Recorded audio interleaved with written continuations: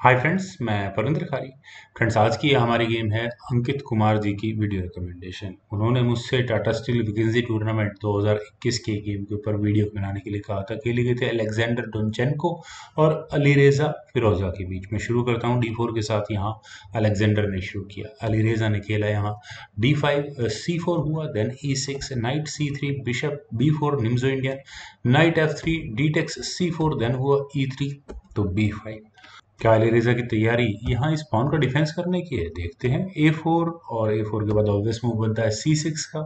Bishop आया D2 square पर और फाइनली यहाँ इस नाइट की पिन खत्म हो चुकी है तो A5 यहाँ पहले ब्लैक ने खेला। A takes B5, bishop takes C3। सबसे पहले इस नाइट को एलिमिनेट किया जाए ताकि यहाँ इस B5 स्क्वायर पर पॉन का डिफेंस बरकरार रखा जा सके। बिशप टेक्स C3, देन हुआ C टेक्स B5, B3 तो बिशप B7 और यहाँ इस नाइट पर अटैक है। बी टेक्स C4 और फ्रेंड्स यहाँ ऑब्वियस है कि ब्लैक कम से कम इस पॉन को लेता है तो हल्के फुल्के एडवांटेज में मैं डेवलपमेंट वाइज वाइट को ही बेटर मानूंगा, लेकिन बी पॉन को आगे पुश करके अलीरेजा ने गेम की कॉम्प्लिकेशंस को और ज्यादा बढ़ा दिया है। बिशप पर अटैक है, बिशप गया B2 स्क्वायर पर, देन नाइट F6 और उसके बाद अपने डेवलपमेंट पर यहाँ ब्लैक ने ध्यान देना शुरू किया। बिशप D3 और इसके बाद दोनों साइड्स ने यहाँ कैसल किया। Knight B goes to D7, then knight D2 square पर, E5 तो बिशप C2 स्क्वायर पर, क्वीन गई C7 स्क्वायर पर और प्रेशर किसी भी तरह का नहीं बनता है। वेल H3 तो rook at F goes to E8, then bishop आया B3 स्क्वायर पर, H6, देन नाइट F3 और नाइट के F3 स्क्वायर पर आने के बाद प्रेशर तो बनता है यहाँ इस E5 स्क्वायर पर, रुक A6 यहाँ पहले ब्लैक ने किया। Knight takes E5, knight takes E5, D takes E5, knight पर अटैक, नाइट या D7 स्क्वायर पर और यहाँ इस पॉन को लेने की पूरी तैयारी है। लेकिन उससे पहले यहाँ पर खेला गया F4। F4 मेरे ख्याल से यहाँ वाइट एक चांस और ले सकता था, अपने बिशप को A4 स्क्वायर पर ले जाकर यहाँ इस नाइट को पिन कर देना था ना। चलिए कोई बात नहीं, नाइट आया C5 स्क्वायर पर और यहाँ इस बिशप को लेने की तैयारी। दूसरी आउटपोस्ट नाइट के लिए खुलती है यहाँ इस E4 स्क्वायर के रूप में।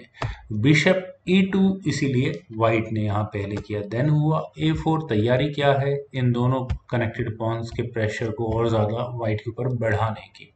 तो क्या किया जा सकता है? क्या यहाँ पर वाइट इस A4 पॉन को नहीं ले सकता? क्योंकि यहाँ 3 अटैक हैं वाइट के और वहीं ब्लैक के सिर्फ 2 डिफेंसेस हैं। लेकिन एक बार कैलकुलेट करके देखते हैं। यहाँ बिशप टेक्स C4 की A4 की ऑप्शन को अगर वाइट चुनता है तो नाइट टेक्स A4 होगा। रुक टेक्स A4 होने के बाद ऑब्वियस है, आप यहाँ इस G2 स्क्वायर को देखिए। क्वीन जैसे ही C6 स्क्वायर पर जाएगी, अब व्हाइट अपने इस चेकमेट को बचेगा या फिर अपने इस रुक को। ऑब्वियस है, रुक से चेकमेट ही बची जाएगी और उसके बाद queen takes A4 and that's it. बहुत ज़बरदस्त मैं कहूँगा, यहाँ पर एक पॉन के बदले में रुक मिल चुका होगा। वेल यहाँ खेला गया पहले F5। व्हाइट ने अपनी पूरी तैयारियां कर ली है और ये मूव बहुत डेडली हो सकता है। B3 बिशप पर अटैक, बिशप गया B1 स्क्वायर पर, देन रुक गोज टू A8, देन हुआ E6 और फ्रेंड्स E6 होने के बाद अगर यहाँ ब्लैक F टेक्स E6 के ऑप्शन को चुनता है तो यकीन मानिए बहुत गंदा ट्रैप होगा, क्योंकि वाइट यहाँ पर एक्सचेंज न करके अपने इस F पॉन को आगे पुश कर देगा और परेशानी को और ज़्यादा बढ़ाएगा, क्योंकि ब्लैक कम से कम इस जी पॉन को आगे पुश नहीं कर सकता। अदरवाइज अगले मूव में यहाँ F पॉन आगे पुश होगा और यहाँ ये रुक एटलीस्ट ब्लैक को गंवाना पड़ जाएगा। वेल चलते हैं गेम पर। गेम में यहाँ हुआ था क्वीन G3 और चेकमेट की थ्रेड तो बना ही दिया, तो इसका डिफेंस हुआ रुक को F2 स्क्वायर पर ले जाकर, देन हुआ F6।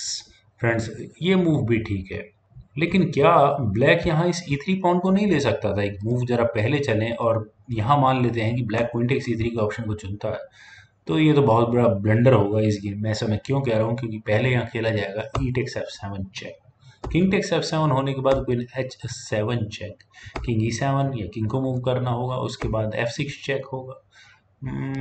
और उसके बाद क्या किया जाएगा? मुझे नहीं लगता कि यहाँ वाइट की अब इस मूव के बाद लाइफ इजी रहने वाली होगी। खैर यहाँ पहले खेला गया था F6 जो गेम में हुआ था। बिशप आया D4 स्क्वायर पर, नाइट पर अटैक बना तो ये नाइट या E4 स्क्वायर पर और यहाँ इस रुक पर प्रेशर है तो बिशप टेक्स E4 करना ही पड़ेगा। बिशप टेक्स E4 होने के बाद नहीं, पॉन तो नहीं लिया जा सकता। वेल रुक आया A3 स्क्वायर पर और रुक का A3 स्क्वायर पर आना क्या मैं इसे मूव को फ्रूटफुल मान सकता हूँ? I don't think so.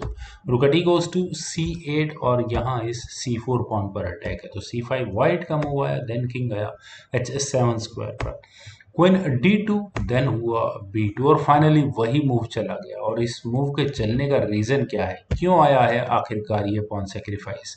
अगर पॉन सेक्रीफाइस एक्सेप्ट करना ही पड़ेगा, अदरवाइज ब्लैक थ्रेड दे रहा अगले मूव में यहाँ क्वीन बनाने की। तो queen takes B2 was the only move. No no यार, बिशप टेक्स B2 भी तो हो सकता था, वो ज़्यादा बेटर होता। ज़्यादा से ज़्यादा ब्लैक क्या एडवांटेज ले लेता, इस C5 पॉन को ले लेता, इससे ज़्यादा मुझे नहीं लगता और कोई एडवांटेज हो पाता था इस गेम में। खैर, क्वीन टेक्स B2 होने के बाद गेम में और ज़्यादा कमियां निकल कर आई। यहाँ पर अलीरेजा ने अपने रुक को B8 स्क्वायर पर लगाकर क्वीन पर अटैक बनाया, क्वीन गई A2 स्क्वायर पर, देन हुआ रुक B1 चेक। और फ्रेंड्स, यही मूव है जो बहुत ज़्यादा डेंजरस है और डायरेक्टली चेकमेट, नहीं चेकमेट तो नहीं हो सकती क्योंकि रुक F1 स्क्वायर पर चला गया। देन रुक eight C goes to B8 और प्रेशर को और ज़्यादा बरकरार रखा गया। थ्रेट क्या दी है यहाँ, रुक टेक्स रुक और अगले मूव में एक और लगभग चेकमेट कह सकता हूँ, या फिर ये क्वीन लेने की तैयारी है। क्वीन F2 स्क्वायर पर क्वीन एक्सचेंज ऑफ है, लेकिन पहले यहाँ पर अली रजा ने एक चेक दी, rook takes F2 check, king takes F2 और फिर दोबारा यहाँ इस रुक से चेक आई, किंग फाइनली लैंड किया E2 स्क्वायर पर। फॉर्चुनेटली यहाँ व्हाइट का ये डार्क स्क्वायर बिशप है जिसकी वजह से रुक एक और चेक नहीं दे पा रहा है, तो क्वीन गई B8 स्क्वायर पर। क्वीन एक्सचेंज करने से अभी नुकसान होगा यहाँ पर अली रेजा को।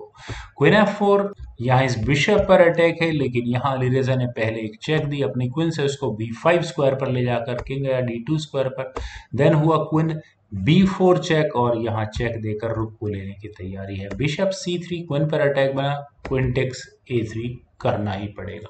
और अगले मूव में क्या चेक आ रही है ये हमें दिख ही रहा है, तो यहाँ हुआ क्वीन टेक्स C4, बिशप लिया गया, कोई ज़्यादा प्रॉब्लम नहीं है। अगर यहाँ अली रेजा बहुत जल्दी कोई सोल्यूशन नहीं निकालते हैं तो ऑब्वियस है 2 मूव के बाद एक कम से कम क्वीन प्रमोट होने ही वाली है। क्वीन C1 चेक, जरूरत नहीं है कोई भी, उस पॉन को आगे बढ़ने का मौका मिलेगा ही नहीं। किंग गया D3 स्क्वायर पर और यहाँ फाइनल मूव आया अली रेजा फिरोजा का, वो था क्वीन F1 चेक। और यहाँ इस मूव के बाद अलेक्जेंडर डोनचेन्को ने रिजाइन कर दिया। फ्रेंड्स, रेजिग्नेशन का रीजन आप यहाँ देखिए। पहले तो बात तो ये कि इस चेक से बचने के लिए कोई भी मटेरियल बीच में नहीं आता है, सिर्फ किंग को ही मूव करना होगा। अगर ये यहाँ से गेम आगे बढ़ती है तो यहाँ से गेम आगे बढ़ने का मतलब है किंग के लिए सिर्फ D4 स्क्वायर बचता है। और अब क्या किया जाएगा, क्वीन बिल्कुल सही स्क्वायर पर बैठी है तो रुक से ही चेक देना बनता है, अदरवाइज किंग के जाने के लिए यहाँ ये C4 स्क्वायर हो जाएगा, रुक D1 चेक आएगा, इससे अगला मूव अब बिशप को बीच में लगाना होगा। बिशप तो हो गया eliminate, rook takes D2 check, king, अब किंग को जाने के लिए C3 स्क्वायर मिल गया है, लेकिन क्वीन C1 चेक और चेकमेट का पूरा सीक्वेंस तैयार है। क्वीन बीच में लग गई, क्वीन उड़ा दो, rook takes C2 check, king B4, रुक B2 check, king finally A5 square पर चला गया, कोई प्रॉब्लम नहीं है। Queen takes C5 check, king takes A4, queen D4 check और यहाँ ये मेट। फ्रेंड्स, क्या गजब का अली रेजा फिरोजा ने ट्रैप लगाया है, जिसकी वजह से अलेक्जेंडर तो इस गेम को देखते ही रह गए। तो फ्रेंड्स, मुझे पूरी उम्मीद है कि आप सभी लोगों को ये गेम जरूर पसंद आई होगी, तो आप लोग इस वीडियो को लाइक करें, शेयर करें और मेरे इस यूट्यूब चैनल चेस गुरु को प्लीज़ सब्सक्राइब जरूर करें। आपके कमेंट्स का मुझे बेहद इंतजार रहेगा। Thank you for watching and bye for now.